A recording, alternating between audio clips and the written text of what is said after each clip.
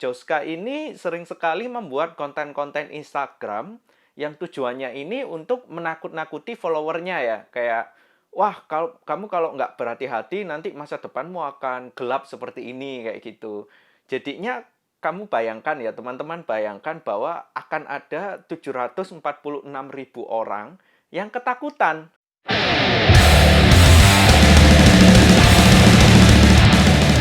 Halo guys, saya Adika. Saat ini saya bekerja sebagai direktur di salah satu perusahaan media teknologi yang terbesar di Asia. Sebelumnya, saya juga sempat bekerja di perusahaan finansial teknologi. Jadi ya, saya punya background itu di bidang bisnis dan juga finansial. Hari ini kita akan ngebahas sesuatu yang lagi ramai dibicarakan di sosial media, terutama buat kamu yang memang ada interest di bidang finance ya. Jadi akhir-akhir ini lagi ramai tentang kasus Joska, sebuah perusahaan financial advisor, personal financial advisor yang sangat-sangat tenar di Instagram. Sebelumnya, saya pribadi itu juga belum pernah dengar lah soal Joska ya. Tapi tiba-tiba suatu hari istri saya itu cerita, dia kan dokter ya. Nah, dia itu cerita kalau ada kolega dokter dia yang juga merasa menjadi korban dari Joska. Wah, gara-gara itu saya kan penasaran. Wah, Joska ini apa sih? Lalu kasusnya itu seperti apa gitu kan? Saya penasaran, jadi saya berusaha untuk mencari tahu lebih lanjut. Yang kita bahas hari ini adalah Joska, sebuah perusahaan financial advisor yang terkenal di Instagram. Bukan Joska Iskandar yang begitu cantik itu, atau juga bukan Jasuke yang begitu enak itu, guys. Ceritanya, ada dokter yang bernama Dr. Alvin ya. Nah, Dr. Alvin ini dia menitipkan uang 65 juta ke Joska untuk Joska ini manage uangnya dia kan.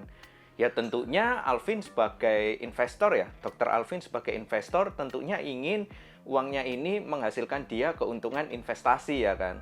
Tapi sayangnya setelah dikelola oleh Joska, bukannya untung, ternyata Dr. Alvin ini malah kehilangan uangnya. Ternyata investasinya ini malah rugi.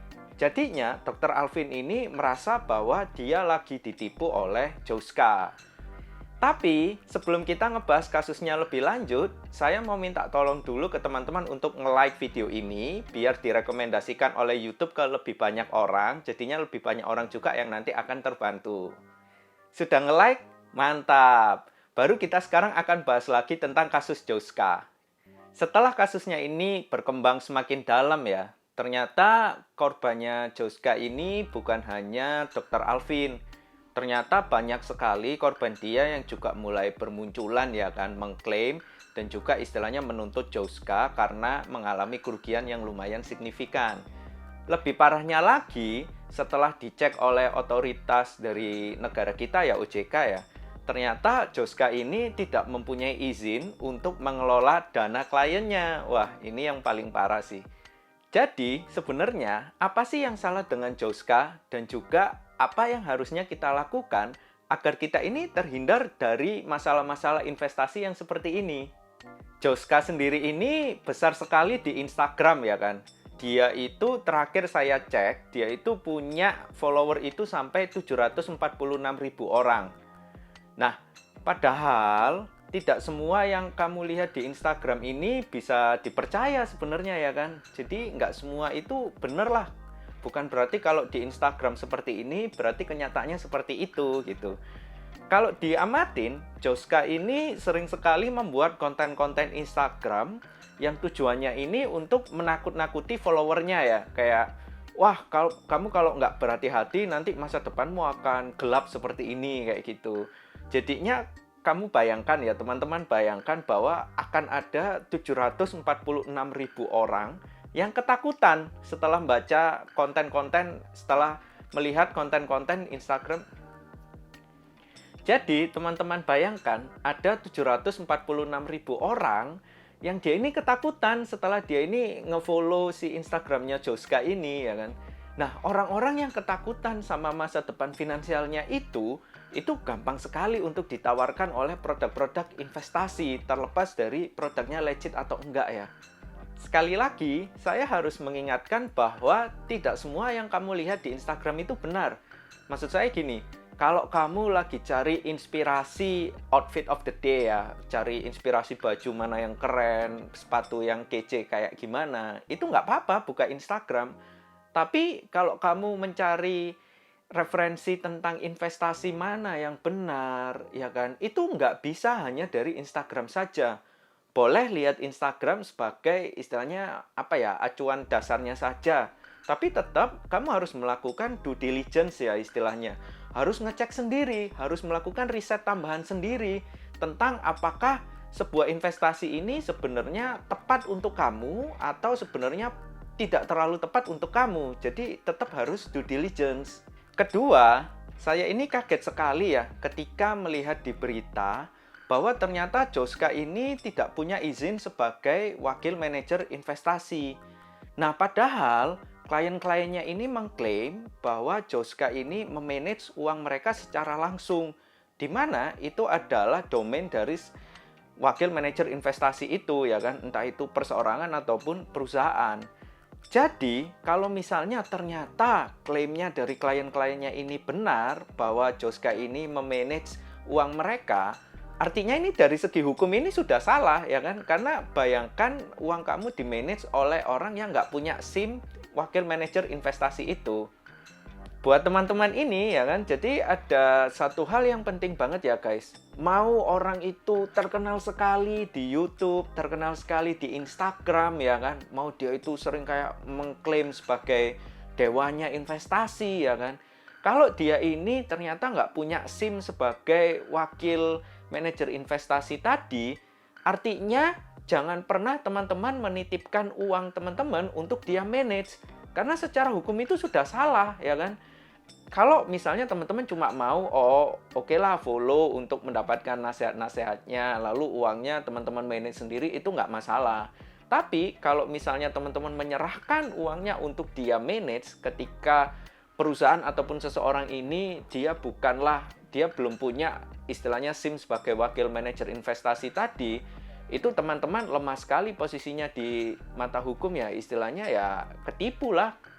Masih ada 2 poin yang akan kita bahas tentang Joska hari ini. Tapi sebelum itu, minta tolong untuk nge-like ya kan, biar direkomendasikan oleh YouTube ke lebih banyak orang. Jadinya lebih banyak orang juga nanti akan terbantu guys. Berikutnya, saya ini sempat membaca surat penawarannya Joska untuk Dr. Alvin ya. Kan Dr. Alvin nge-share surat itu di Twitter. Nah, ketika saya baca, ini ngeri sekali guys. Jadi, dana dari Dr. Alvin ini sebenarnya hanya 65 juta rupiah ya. Tapi istilahnya fee pengelolaan dari Joska itu sekitar 5 jutaan. Atau kalau saya hitung persentasenya itu mencapai 8,11%. Itu ngeri sekali. Kenapa? Karena biasanya nih kalau hedge fund manager kita naruh uang kita ke hedge fund yang istilahnya terkenal ya. Itu biasanya fee-nya hanya sekitaran 2%. Jadi ketika Joska ini ngecar sampai 8% lebih, ini bahaya. Nah, bahayanya itu kenapa? Ya kan? Jadi bayangkan ilustrasinya seperti ini guys. Karena Joska ini di depan ini dia sudah ambil 8% ya. Artinya dia itu harus memberikan return yang besar sekali ke kliennya ya kan. Artinya minimal agar kliennya Joska ini menikmati bunga yang minimal ya kira-kira sedikit lebih besar dari deposito.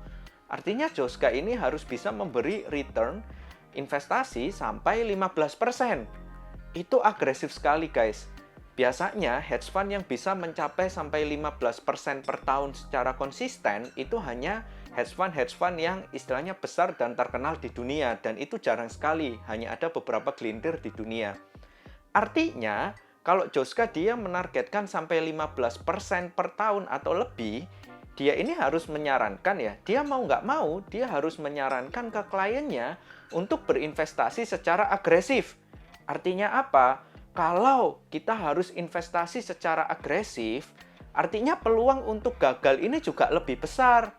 Ya kan? Nah, itu kenapa banyak sekali klien dari Joska yang endingnya ini dia kecewa sekali karena ternyata bukannya untung, malah mengalami kerugian yang besar.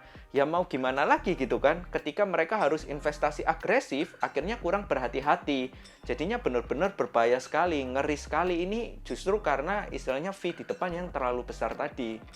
Jadi, saya ini kan ngebaca surat penawarannya Joska terhadap Dr. Alvin ini dengan detail dan dari awal sampai habis ya.